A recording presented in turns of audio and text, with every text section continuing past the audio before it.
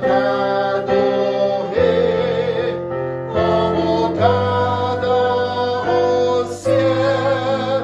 Au ciel, je te mérite, toi la beauté suprême. Au ciel, je t'aimerai d'un amour éternel. Merci, si vous voulez vous asseoir, s'il vous plaît. Donc, bonjour à vous tous. Ce matin, alors qu'on examine la parole de notre Dieu, on veut se concentrer sur les grandes priorités de la vie chrétienne. Les priorités pour tous les êtres humains. C'est toujours quelque chose qu'il faut identifier dans notre vie. On nous dit concernant les 6 raisons majeures des problèmes dans le couple qu'une des raisons, c'est le manque de priorité. Hein, les deux conjoints ne sont pas capables de s'entendre sur ce qui est important dans leur vie, ce qui est important dans la vie conjugale, dans la vie familiale. Et comme c'est important pour nous de comprendre les priorités, et dans la vie chrétienne, c'est la même chose. Il y a des choses qui sont plus importantes que d'autres pour l'enfant de Dieu. Le plus possible, on doit être motivé dans nos décisions et encouragé à faire ce qui est bien en identifiant les priorités de notre vie. Par exemple, on sait tous que la famille, c'est très important pour Dieu. Et la famille, c'est très important pour le chrétien aussi. Que les siens doivent être au centre de nos motivations. La Bible affirme clairement que si quelqu'un n'a pas soin des siens, et principalement de ceux de sa famille, il a renié la foi, il est pire qu'un infidèle. Donc Dieu nous le dit, là, si tu ne prends pas soin, si tu ne protèges pas, si tu n'entretiens pas ta famille, c'est comme si tu t'étais détourné de Jésus-Christ et détourné de la foi. Et cette semaine, j'étais avec un couple qui me partageait leur désir de quitter le Canada à cause d'une réalité en ce moment au niveau de leur famille. Donc, il faut prier pour les enfants de Dieu dans toutes ces décisions-là qui sont déchirantes. Mais c'est important, ça, de prendre soin de nos familles. On sait de même que le travail est important pour le chrétien fidèle et responsable, que de gagner son pain est une tâche qu'il doit prendre à cœur et accomplir pour la gloire de son Dieu. Le Seigneur confirme cette priorité en disant, car lorsque nous étions chez vous à Thessalonique, Paul dit aux chrétiens, nous vous disions expressément ou spécifiquement, si quelqu'un ne veut pas travailler. Là, c'est important de voir, c'est pas qu'il ne peut pas travailler. Et des fois, il y a des raisons valables pour lesquelles une personne ne peut pas gagner son pain.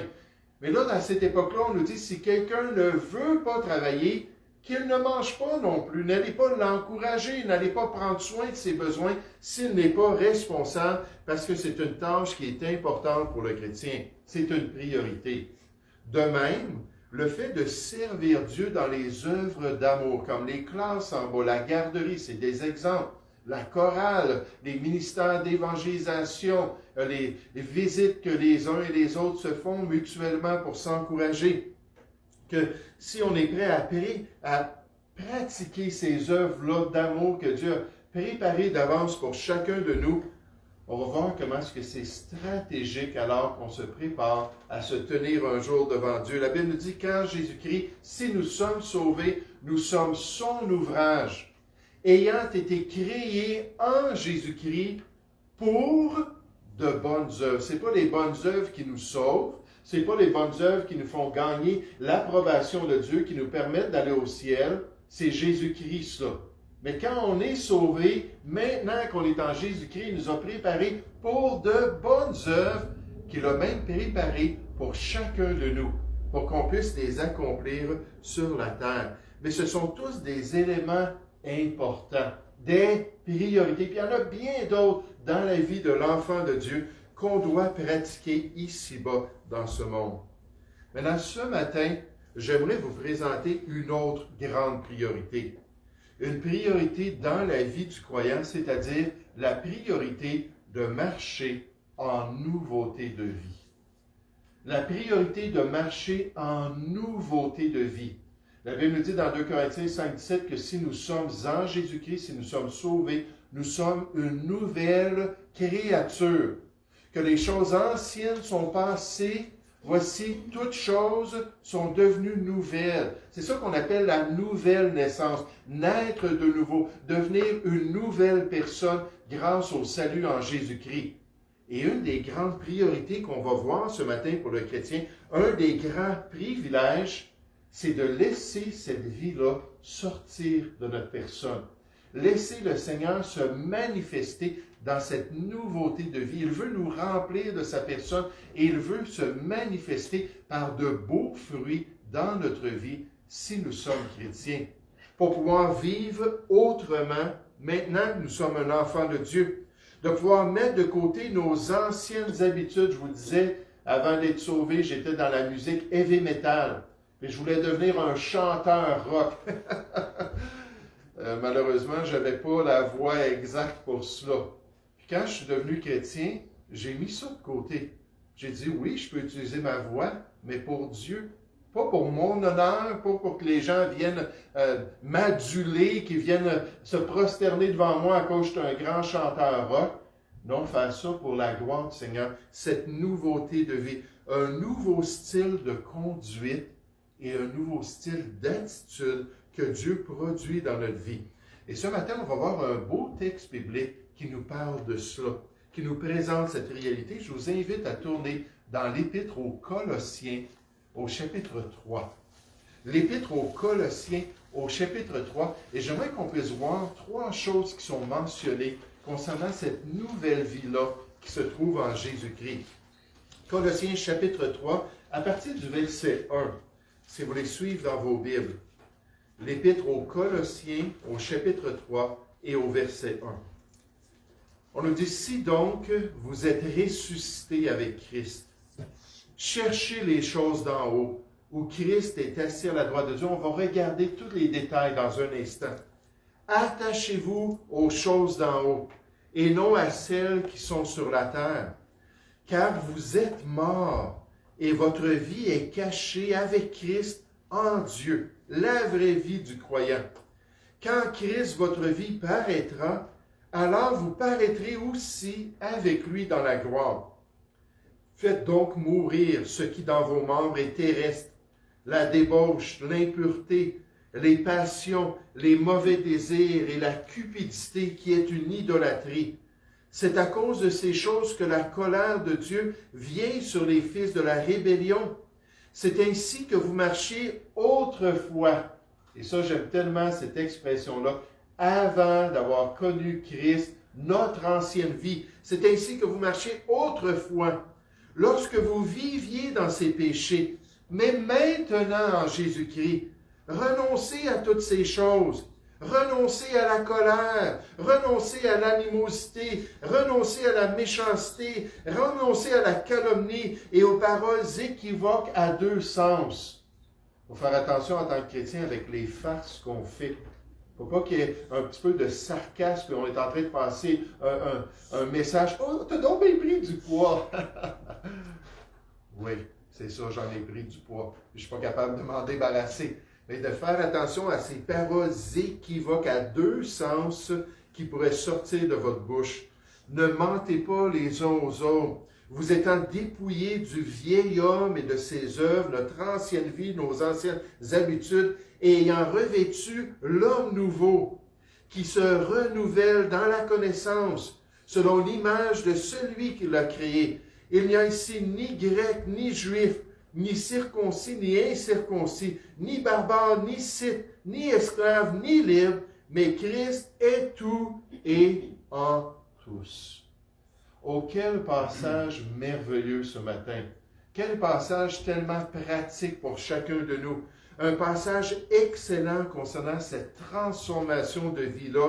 Et tout dépend, d'après ce passage-là, des attachements de notre cœur. Tout dépend des attachements. Quand on parle de priorité, on parle des cordes sensibles. Mercredi soir, quelqu'un me dit, « Oh, des fois, on offense les gens en enseignant la parole de Dieu. » Je le sais. Des fois, les gens viennent me voir après la prédication et ils disent, « Oh là là, tu me visais en disant ça. Hein, tu as dit ça pour moi. » Là, je leur dis, ben, j'ai jamais mentionné ton nom, j'ai jamais mentionné de circonstances dans ta vie. Si Dieu m'a guidé pour utiliser ce passage-là, ça veut dire que le passage est inspiré et il est utile pour nous. Non, si j'ai quelque chose à te dire, je vais aller te voir, puis on va en parler personnellement, puis en privé. Mais la personne me disait, oui, mais des fois, ça touche à des cordes sensibles. J'ai dit, tout dépend de ce qui est prioritaire. Tout dépend des attachements de notre cœur.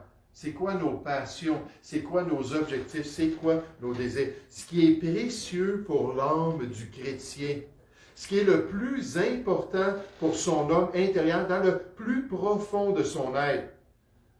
Ce passage biblique ce matin qu'on étudie a pour objectif de corriger le tir de nos priorités, corriger de ce qu'on vise dans notre vie, s'assurer d'avoir les bonnes priorités, s'assurer de s'attacher à ce qui est important pour Dieu. Sa parole ce matin veut juger, c'est pas moi qui le fais, c'est sa parole. Puis elle le fait dans ma vie, puis dans mon cœur, à moi aussi, parce que j'en ai autant besoin que tous les chrétiens. Mais elle est là pour juger les sentiments et les pensées du cœur. C'est comme une sonde qui descend dans les profondeurs de l'océan, n'est-ce pas? Puis qui va profondément pour voir ce qui se passe dans le fond. Et la parole de Dieu, elle est pénétrante comme ça, puis elle descend dans notre cœur. Pourquoi? Pour qu'on puisse avoir les bons attachements et les bonnes priorités et les bonnes passions et les bons objectifs en tant qu'enfant de Dieu. Regardez dans notre passage comment ce message-là est pour chacun de nous. On nous dit au verset 1, « Si donc vous êtes ressuscités avec Christ », on s'adresse à des croyants. On s'adresse à ceux qui ont expérimenté la nouvelle naissance. Ceux qui ont été ravivés de mort qu'ils étaient à cause de leurs péchés et leurs offenses, sont venus à Jésus-Christ et ils ont reçu la vie éternelle et ils ont été ravivés. Si vous êtes sauvés, si vous êtes un vrai chrétien, il dit cherchez les choses d'en haut, ayez les bonnes priorités où Christ est assis à la droite de Dieu. Attachez-vous, et dans certaines versions, ça dit affectionnez-vous. Affectionnez-vous aux choses d'en haut et non à celles qui sont sur la terre, car vous êtes morts et votre vie est cachée avec Christ en Dieu. Quand Christ, votre vie, paraîtra, alors vous paraîtrez aussi avec lui dans la gloire, parce qu'on s'en va dans un monde de gloire en tant qu'enfant de Dieu. C'est-à-dire, ayez donc les priorités qui reflètent ça. Je me souviens, mon père a accepté, ça faisait des années qu'on lui témoignait, qu'on l'encourageait à se tourner vers le Seigneur. Et là, finalement, ma mère, ils étaient divorcés, mais ma mère a connu le Seigneur. Puis là, elle l'a encouragé à venir à l'église. Elle est venue 2 fois, puis elle a rencontré un pasteur, puis il l'a fait à 2 reprises. Puis lors de la dernière rencontre, puis je vais juste vous dire, mon père, sur son dernier souffle de vie, alors qu'il est en train de mourir du cancer, est sorti du coma, puis ma sœur était là, puis elle a dit, papa, elle dit, c'est Jésus la porte pour aller au ciel. Prends Jésus, puis accepte Jésus dans ta vie. Il l'a regardé, puis il a fait non avec un regard fâché, puis il a rendu l'âme. Donc, tous ces efforts-là pour l'amener à faire ce choix-là, il y avait toujours des obstacles, puis un des plus grands obstacles, c'était la pornographie. Puis moi, j'ai été élevé dans une famille d'échangistes. Imaginez, dans les années 60-70, c'était tabou, mais c'était le genre de vie qu'on a vécu avec l'inceste, puis toutes sortes de choses, ça a été terrible. C'est pas étonnant que moi et ma sœur, on s'est tourné vers les drogues, là. C'était un réflexe d'un cœur complètement brisé. Mais à un moment donné, il était avec le pasteur, puis le pasteur, il expliquait l'Évangile, tout ça, puis il était assis dans la cuisine. Puis là, de la cuisine, il voyait dans le bureau de l'appartement de mon père un gros poster d'une femme nue. Puis là, il a regardé le pasteur, puis il a dit, écoute, il dit, si je mets ma foi en Jésus-Christ, est-ce que je vais être obligé de me débarrasser de ça? Donc, sa passion pour la pornographie, puis l'érotisme, toutes ces choses-là. Est-ce que je vais être obligé de me débarrasser de cela? Puis là, le pasteur, il a dit, mais il dit, tu ne peux pas mettre la charrue devant les bœufs. Il dit, là, tu ne peux même pas t'imaginer cette nouvelle vie-là, ce qu'elle va transformer dans ta vie. Puis en plus, ton ex est prête à te remarier parce que c'est elle qui t'a divorcé, puis elle pense vraiment que vous devriez être ensemble, puis tu vas avoir une épouse. Tu n'auras pas besoin là, de ces choses artificielles-là. Tu vas pouvoir déjà être avec quelqu'un, puis te satisfaire. Puis là, son visage a totalement changé. Il a écouté le restant de la présentation du salut en Jésus-Christ. Il était totalement fermé. Mais pourquoi? Parce qu'il avait choisi les choses de ce monde plutôt que les choses d'en haut. Mais quand on est sauvé, on peut faire le bon choix. On peut s'attacher à ce qui est prioritaire, ce qui glorifie Dieu. Dieu veut qu'on ait les priorités qui démontrent qu'on est un enfant de Dieu. Il veut qu'on cherche premièrement son royaume et sa justice alors qu'on s'en va vers son paradis, qu'on désire ardemment une vraie citoyenneté. Qu'on soit mexicain, qu'on soit, je ne sais pas moi, autrichien, qu'on soit canadien, c'est juste temporaire en tant que chrétien. Ce n'est pas ici notre citoyenneté finale, mais qu'on devrait s'attacher à la citoyenneté dans le ciel, alors qu'on fait ces beaux choix-là pour plaire à notre Dieu. Pour les croyants, dans l'Ancien Testament, la Bible affirme, ceux qui parlent ainsi, là on parle de personnes qui ont été torturées, de personnes qui ont été tuées à cause qu'ils suivaient le Dieu d'Israël. Ils ont tout perdu sur la terre, puis on dit c'est correct, on renonce à toutes ces choses-là, on va devenir martyrs pour notre Dieu, on est prêt à le faire. Mais ceux qui parlent ainsi montrent qu'ils cherchent une patrie. Ce n'était pas la patrie en Israël qui était le point final pour Abraham ou pour David, puis ainsi de suite. Il y avait quelque chose de plus grand. S'ils avaient eu en vue celle d'où ils étaient sortis, ils auraient eu le temps d'y retourner. Mais maintenant, ils en désirent une meilleure, c'est-à-dire une céleste.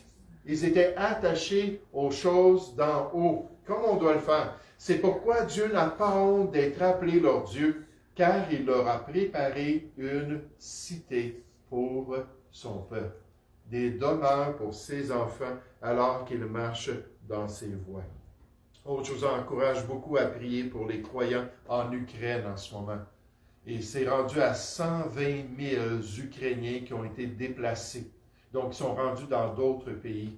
On peut juste s'imaginer, on a des gens ici qui sont partis de pays en guerre, comme la République centrale africaine, puis qui ont dû quitter leur patrie. Et ici-bas, sur la terre, on a un attachement pour notre, justement, d'où on est sorti, n'est-ce pas? Puis là, il y a tous ces Ukrainiens-là qui essaient de survivre, puis il faut prier pour ces gens-là. Mais ultimement, pour ceux qui sont croyants, malgré ce chambardement terrible et la douleur qu'ils vivent, ils peuvent toujours s'attacher au fait que non, leur patrie n'est pas ici-bas sur la terre. Ceux qui veulent quitter le Canada, comme mon fils Christian qui est rendu aux États-Unis à cause de tout ce qu'il a vécu ici-bas, il a fait ces choses-là, puis ça a été une déchirure, mais il l'a fait, puis il sait que sa patrie est vraiment dans le ciel. Dans la Nouvelle Alliance, c'est la même chose comme on le voit ici-bas, dans notre passage, que notre vraie citoyenneté, c'est dans les cieux. Puis on s'en va vers cette cité extraordinaire, on s'en va vers ces demeures extraordinaires, on s'en va vers le Dieu un jour qui va nous permettre de pouvoir le glorifier. Et quand on a ces bons attachements-là, ces bonnes priorités, alors on peut être prêt à faire des changements dans notre vie. C'est de cela qu'on parle ce matin. Regardez avec moi qu'il faut accepter la mort aux vieilles habitudes qu'on avait avant Jésus-Christ. Ces vieilles habitudes-là qui n'étaient pas tout à fait en accord avec le plan de Dieu. Le renoncement au vieux style de vie que nous avions autrefois. Le rejet des vieilles convoitises qui étaient précieuses pour chacun de nous. Pierre le dit aux enfants de Dieu, il dit, comme des enfants obéissants maintenant que vous êtes des enfants de Dieu, ne vous conformez pas aux convoitises que vous aviez autrefois quand vous étiez dans l'ignorance. Vous savez, c'est frappant, je vous parlais de la musique rock tout à l'heure. Puis quand j'ai accepté le Seigneur, sans que personne m'en parle, parce que ce n'était pas une chose prioritaire vraiment pour moi, Dieu m'a mis à cœur de prendre tous mes 45 tours. Et vous, je vois que la plupart ici sont plus âgés. Peut-être Diane, tu n'es pas tout à fait certain c'est quoi, 10, 40, 45 tours. Puis tout, mais c'était quoi l'autre format aussi? 33 tours. 33 tours. Il y avait 72. Oui, puis toutes les cassettes que j'avais, ça valait des centaines et des centaines de dollars d'investissement dans la musique heavy metal. Puis là, de tout prendre ça, de tout briser ça, parce que j'avais l'option d'aller le vendre quelque part, j'aurais fait de l'argent. Donc, tout briser ça, mettre ça dans les sacs de vidange, mettre ça sur le bord de la route, puis m'en débarrasser. Et plus tard, j'ai parlé à mon pasteur de ce choix-là que Dieu m'a mis à cœur. Puis il dit, ben, toi, tu sais c'était quoi le rôle que ces choses-là avaient dans ton cœur, puis comment c'était une idole dans ta vie. Mais d'être prêt à changer, d'être prêt à se détourner. Les Saintes Écritures confirment que Dieu veut qu'on ait ce changement-là. Il dit, mais vous, en tant que chrétiens, et ce n'est pas ainsi que vous avez appris Christ. Comme le monde, il parle dans les versets précédents, des gens qui vivent selon leurs désirs dans le monde.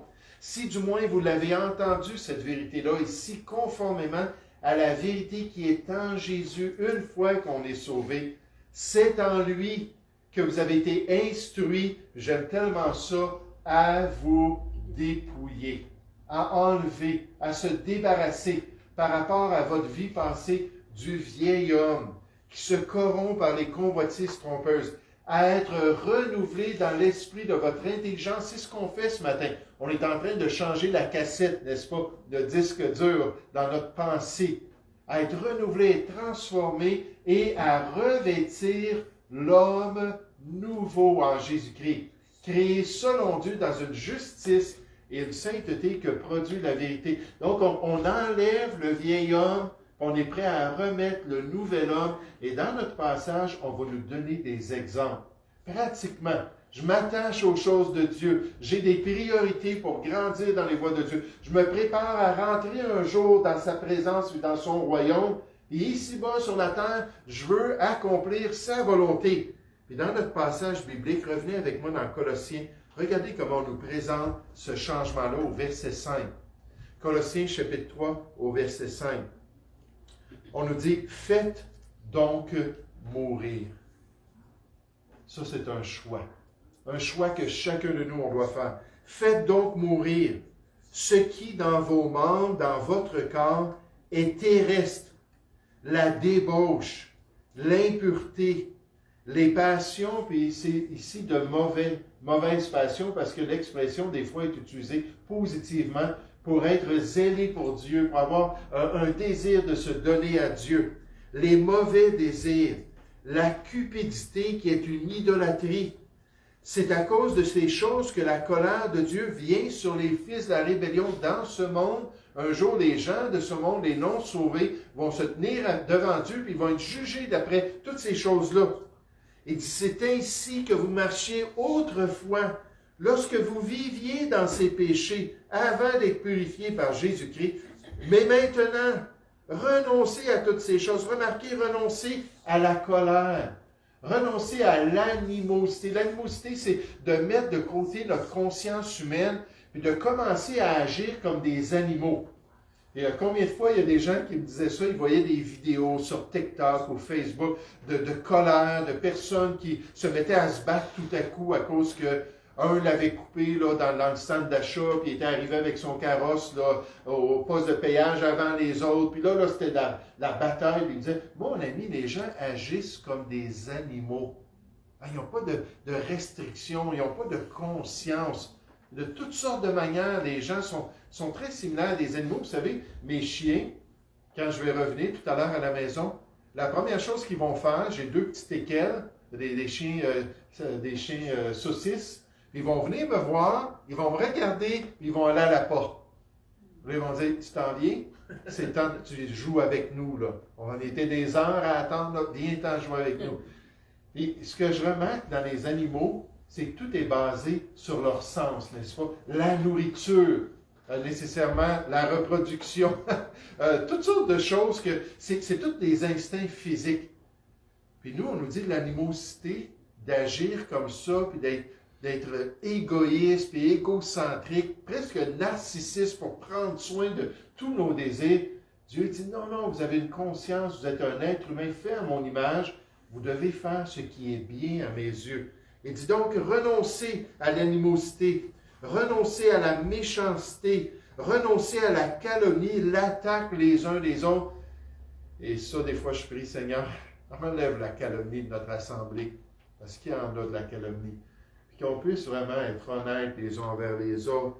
Renoncer aux paroles équivoques, encore une fois, c'était dans le satire, lorsqu'il y avait des choses dans les pièces de théâtre. Puis là, on faisait des farces, c'était des comédiens, mais ils passaient toutes sortes de messages contre les autorités, toutes sortes de messages contre les gouvernants, toutes sortes de messages contre les autres personnalités dans la société. Là, on nous dit, nous, en tant que chrétiens, là, il ne faut pas faire ça. Il faut faire attention d'être honnête dans nos paroles. Verset 9, « Ne mentez pas les uns aux autres, vous étant dépouillés du vieil homme et de ses œuvres, et ayant revêtu l'homme nouveau, qui se renouvelle dans la connaissance selon l'image de celui qui l'a créé. » Est-ce qu'on est prêt à changer de style de vie pour plaire à Dieu? Est-ce qu'on est prêt à conformer notre conduite et nos attitudes aux instructions de sa parole? Est-ce qu'on est prêt à continuer à laisser le Saint-Esprit de Dieu nous montrer le progrès qui est nécessaire pour accomplir tous les éléments de la volonté de Dieu dans notre vie? Et si on a les bons attachements de cœur, si on a la bonne disposition spirituelle, à ce moment-là, la Bible nous dit qu'on va toujours pouvoir grandir dans ses voies, toujours pouvoir aller de progrès en progrès, puis être transformé à l'image du Seigneur. Puis ça, c'est pour ça que Dieu a mis ça dans les Écritures, qui nous révèle ça ce matin, qui nous permet de comprendre cette nécessité-là. Parce que si on n'écoute pas sa parole et on est un enfant de Dieu, Dieu a une autre méthode. Il nous dit qu'en tant que bon Père, il va sortir la verge. Puis là, il va envoyer des choses dans notre vie.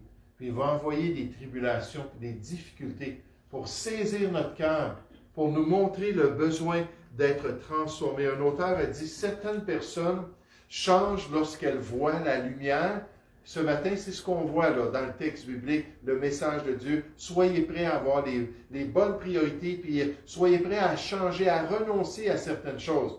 Il dit, ils vont voir la lumière, puis ils vont changer. D'autres ne changent que lorsqu'elles ressentent la chaleur.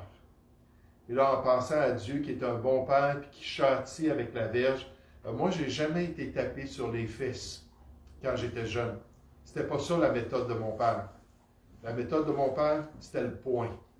Puis le poing, il rentrait. Puis le pied, il rentrait. Des coups de pied, des coups de poing lancés dans les murs, puis ainsi de suite. Là, ça, c'était de battre un enfant. Mais Dieu, lui, il dit, non, la verge, il dit, moi, je l'utilise pour nous permettre d'aller de l'avant. Je l'utilise pour nous permettre de changer. Puis ce qu'on me dit, c'est que quand on se fait taper ses fesses, ça chauffe. Ça chauffe, et là, l'enfant, il pense, n'est-ce pas? Là, l'enfant, il réfléchit. Oups, ok, je ne ferai plus ça parce que papa et maman ne veulent vraiment pas que je fasse ça. Et Dieu nous dit qu'il est un bon Père et qu'il peut agir dans notre vie. Il châtie celui qu'il aime, la Bible nous dit, afin que nous participions à sa sainteté, à sa transformation, afin qu'on puisse être changé de plus en plus. Le même passage nous dit, il est vrai que tout châtiment semble d'abord un sujet de tristesse. Je ne peux pas m'imaginer un enfant qui se fait corriger, qu'il va dire, « Wouh! Hey, j'avais tellement hâte! Ça faisait 2 semaines que je ne m'étais pas fait corriger par mes parents. J'avais hâte de me faire corriger. » Non, c'est un sujet de tristesse et non pas de joie. Mais voici ce que le châtiment va produire. Il produit plus tard, pour ceux qui ont été ainsi exercés, un fruit paisible de justice. Là, on change. Là, on va de l'avant. Là, on est transformé à l'image de Jésus-Christ. Puis là, on dit, fortifiez donc vos mains languissantes et vos genoux affaiblis, parce que Dieu vous permet d'aller de l'avant. Ou est-ce qu'on écoute la parole ce matin avec des oreilles dociles? Est-ce qu'on est réceptif? Est-ce qu'on est enseignant? Dieu dit, si on se juge nous-mêmes, si on s'examine, si on a une autocritique, il n'aura pas besoin de nous châtier. Il n'aura pas besoin de nous corriger. Et est-ce qu'on est prêt à le laisser agir dans notre vie? Je me souviens d'une histoire, je vais en parler juste un petit peu plus loin, d'un jeune homme, mais, ah oui, c'est tout de suite. mes notes sont là, puis, mais un jeune homme que c'était un chrétien, puis son frère cadet était chrétien aussi, puis il allait se marier. Je vous l'ai déjà raconté une couple de fois. Puis il allait se marier. Puis là, le plus vieux des deux frères, lui, était toujours célibataire. Ça fait des années qu'il priait, Seigneur, envoie-moi une épouse. Il n'y avait rien qui se passait. Puis là, son jeune frère, pouf, il arrive à l'âge adulte, puis tout de suite, Dieu lui permet de trouver une chrétienne. Puis là, ils allaient se marier, puis il a dit, j'aimerais ça que tu sois mon homme d'honneur. J'aimerais ça que tu viennes à notre mariage, puis que tu nous honores alors qu'on va s'unir ensemble. Puis lui, il était totalement rempli de jalousie. Une grosse, grosse réaction filiale. Là. Il a dit, pas question. Il a dit, moi, je vais aller faire du surtemps au travail.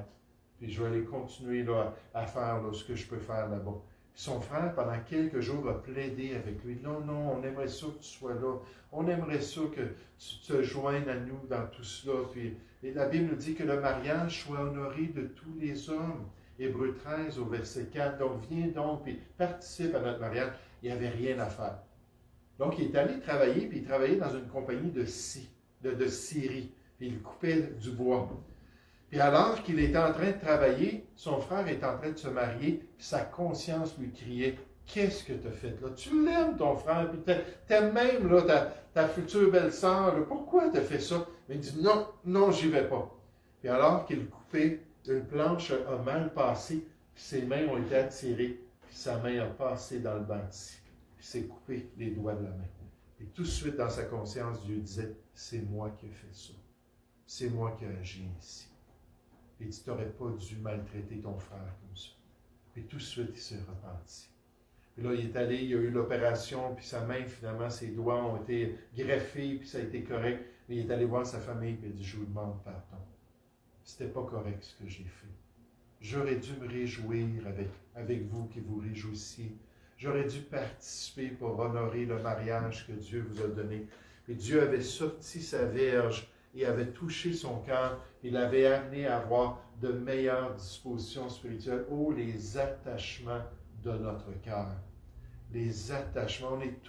Nous sommes tous des gens passionnés. Mais pourquoi sommes-nous passionnés? Qu'est-ce qui est important? Quand quelqu'un nous parle ou quand le pasteur peut-être prêche, qu'est-ce qui vient là, toucher les cordes sensibles et nous agacer là? Ces choses-là, on doit les examiner. Est-ce que ce sont les bonnes passions? Est-ce que je dois continuer à faire ces choses-là? Oh, la mort, si je suis prêt à suivre le Seigneur, mourir à ces vieilles habitudes-là, les briser les 45 tours, les briser les 33 tours, puis les cassettes, peu importe c'est quoi. Et dire, Seigneur, moi je veux aller de l'avant, je veux progresser. Ça fait 35 ans que je connais le Seigneur. J'aimerais vous dire ce matin, sincèrement, je veux aller de l'avant. Je veux continuer dans les voies de Dieu. Puis quand on regarde notre passage, on présente un aspect pratique pour l'Église à cette époque-là, alors qu'il devait avoir une nouvelle perspective d'unité. Revenez dans Colossiens chapitre 3, c'est comme si ça ressort du texte, c'est comme si ce n'est pas du tout dans le contexte.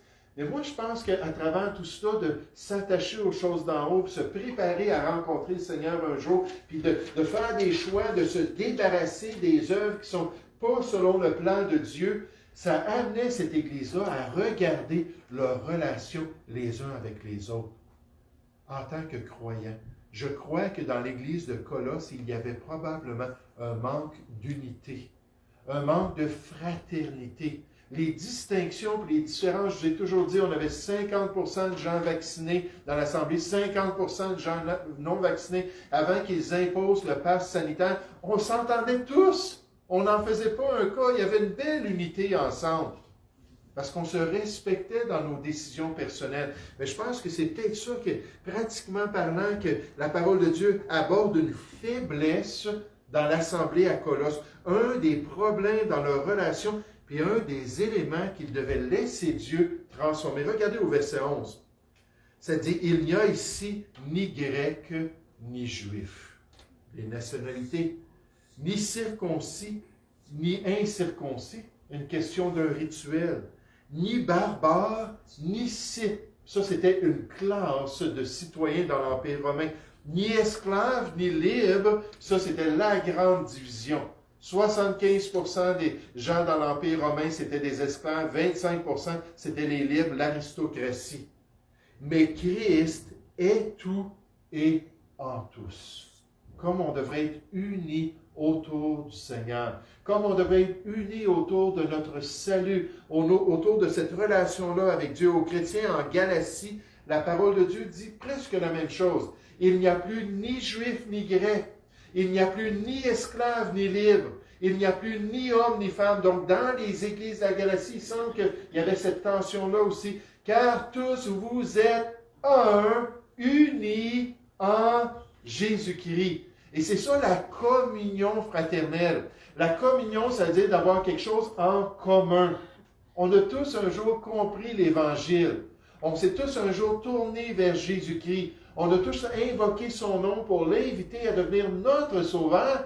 Puis là, on est tous dans cette relation extraordinaire avec lui. Ça devrait nous unir malgré que nous sommes différents. L'unité dans la diversité, malgré qu'on vient de pays qui sont différents, malgré qu'on a des arrière-plans différents, malgré qu'on a des dons qui sont différents, des aptitudes qui sont différentes, on devrait être capable de s'unir vers les choses les plus importantes. Lorsque j'étais dans l'église de Boucherville, on était environ 175 personnes lors de mon salut, puis le pasteur avait dit qu'il y avait 15 ethnies qui étaient représentés dans l'Assemblée.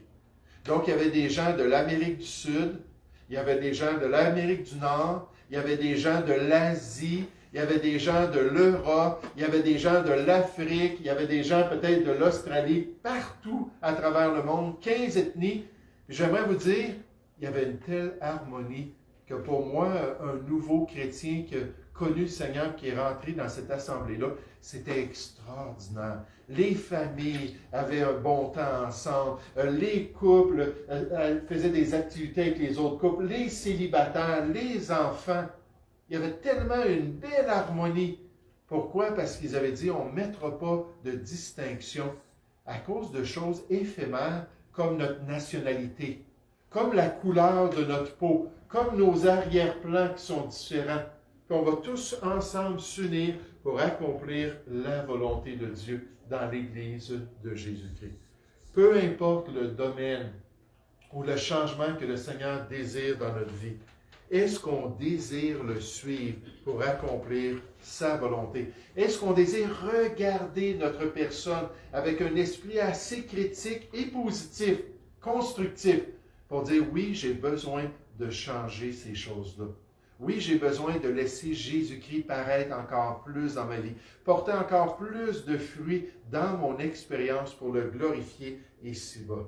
Oh, le grand écrivain russe Tolstoï a dit « Tout le monde pense à changer l'humanité, à changer le cours de l'histoire, les nations, et personne ne pense à se changer lui-même. » Et pourtant, c'est ça l'accent dans les Écritures, l'emphase de se regarder nous-mêmes sincèrement pour être prêt à changer. Ce n'est pas quelque chose qui est automatique et naturel pour l'être humain. On a un manuel de vie qui cherche à nous montrer comment grandir dans les voies de Dieu, mais ce que ça prend, c'est d'être disposé à le faire. De dire, oui Seigneur, change-moi. Oui Seigneur, transforme-moi. Oui, Seigneur, permets-moi d'aller de progrès en progrès dans tes voies. Tout dépend de nos priorités. Tout dépend des choix de notre cœur. Tout dépend si on est prêt à mourir à nous-mêmes, à porter notre croix dans certains domaines qui ne sont pas selon la volonté de Dieu. Et tout dépend si on veut être pratique. Comme à l'Église de Colosse, arrêtez d'avoir des divisions. Soyez parfaitement unis dans les voies de Dieu. Et si on fait cela, j'aimerais vous dire, Dieu nous promet qu'il va nous transformer de plus en plus à l'image de Jésus-Christ. Dans les Écritures, l'image de Jésus-Christ, c'est une stature parfaite. Donc, j'aimerais vous dire, peu importe si ça fait 40 ans que vous connaissez le Seigneur, peu importe si ça fait 60 ans, si ça fait 10 ans, peu importe où vous en êtes, Dieu nous dit que la transformation est toujours disponible pour nous permettre de rentrer un jour dans la gloire et de l'avoir honoré pendant notre séjour ici-bas. Nous allons prier ensemble. Ô Père Céleste, merci Père pour l'attention de ton peuple. Merci pour leur désir, encore une fois, de regarder dans le grand miroir spirituel de pouvoir se considérer personnellement et de pouvoir contempler l'œuvre que tu as accomplie dans chacune de nos vies. Ô Père Céleste, je te prie que tu puisses continuer à nous disposer, que tu puisses continuer à nous donner des cœurs désireux, à nous donner une vraie passion, un vrai zèle pour toi, et à nous permettre, Seigneur, de toujours nous examiner. Si nous nous jugions nous-mêmes, nous ne serions pas jugés par Dieu. Oui, Seigneur, d'être prêt à être sincère et d'être prêt à dire, transforme-moi, Seigneur. Aide-moi à devenir de plus en plus ce que tu veux. Et Père, un jour, on va quitter ce monde ressemblant encore plus à Jésus-Christ que lorsqu'on l'a connu. Et Seigneur, c'est notre désir. Bénis chacun de nous encore une fois, on te prie pour les chrétiens en Ukraine, en Russie, tous ceux en ce moment qui souffrent, tous ceux qui sont déplacés.